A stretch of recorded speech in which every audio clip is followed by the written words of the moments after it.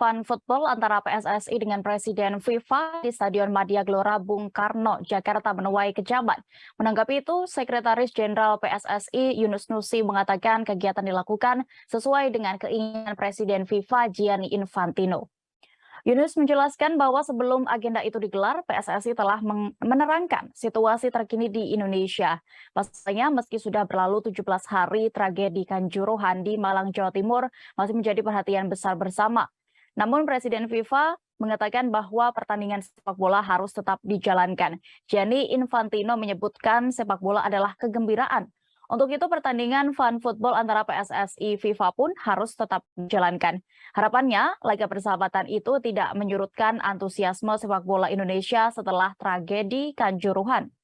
Sebagai informasi, fun football merupakan bagian dari adanya kunjungan Presiden FIFA Gianni Infantino ke Indonesia.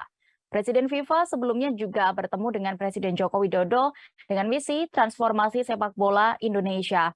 Transformasi itu meliputi penjaminan keselamatan dan keamanan dalam laga sepak bola di Indonesia.